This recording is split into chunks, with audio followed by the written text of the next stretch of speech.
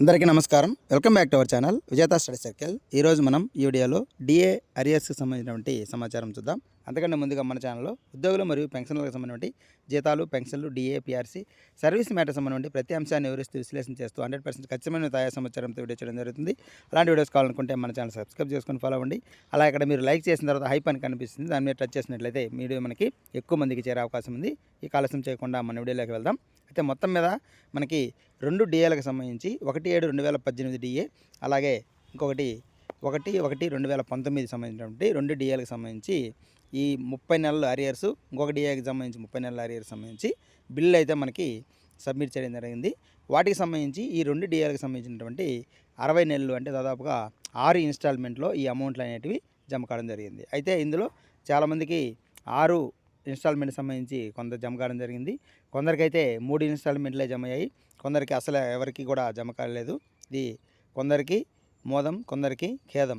కొందరు ఉద్యోగులు 2018 DA arrears 3 ఇన్స్టాల్మెంట్లో పాటు 2019 జనవరి అరియర్స్ కూడా క్రెడిట్ కావడం జరిగింది. అయితే కొన్ని చోట్ల గమనించినట్లయితే మనకి డీడీఓలు సకాలంలో బిల్లులు పెట్టనందువల్ల కొందరు సిపిఎస్ ఉద్యోగులకు అరియర్స్ క్రెడిట్ కాలేదు, పెట్టడం వల్ల క్రెడిట్ కావడం జరిగింది.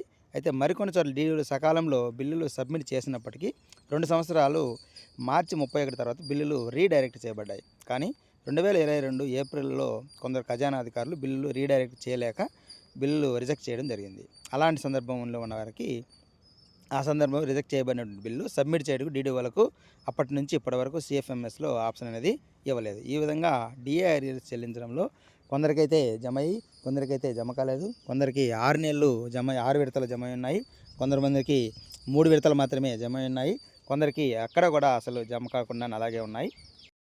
అయితే ఈ సమస్య మాత్రం రాష్ట్ర వ్యాప్తంగా ఉంది కాబట్టి ఈ 6 విడతలు పడిన వారు కాకుండా ఈ 3 విడతలు పడిన వారు కానీ, అసలు పడిన వారికి కానీ దీనికి సంబంధించి యూనియన్స్ దానికి అధికారులకి తెలియజేసే అవకాశం ఉంది.